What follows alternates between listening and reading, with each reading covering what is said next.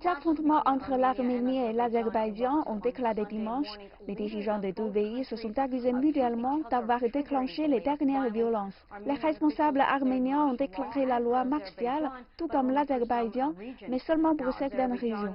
L'Azerbaïdjan a également déclaré qu'il lancerait une opération de contre-offensive le long de tout le front pour la sécurité de sa population civile, tandis que le ministère arménien de la Défense a déclaré qu'il avait abattu plusieurs hélicoptères et drones et détruit des tanks appartenant à l'Azerbaïdjan. Aujourd'hui, le président azerbaïdjanais a accusé l'Arménie d'avoir déclenché les dernières violences et d'être responsable de ce qui se passe depuis longtemps. Récemment, les provocations de l'armée arménienne contre l'Azerbaïdjan sont devenues régulières. En juillet, des militaires et un civil ont été tués à la suite de tirs d'artillerie en direction de Touvous, du côté de la frontière entre l'Arménie et l'Azerbaïdjan.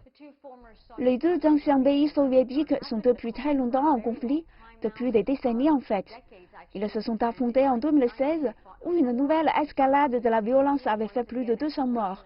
Donc cette dernière escalade de la violence pourrait aussi s'avérer très dangereuse, car il y a eu une vive réaction de la Turquie en tant qu'allié proche de l'Azerbaïdjan. Des responsables turcs ont fait plusieurs déclarations et le président Recep Tayyip Erdogan a souligné la solidarité turque avec l'Azerbaïdjan.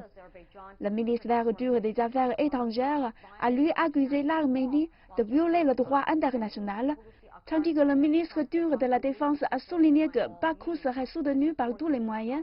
Cela n'est évidemment pas bien accueilli par l'Arménie.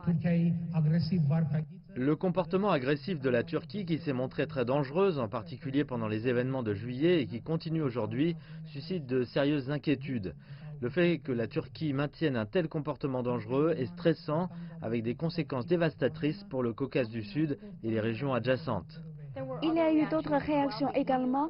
Le chef des affaires étrangères de l'UE est en faveur d'une suspension des hostilités, d'une désescalade ainsi que d'un strict respect du cessez-le-feu.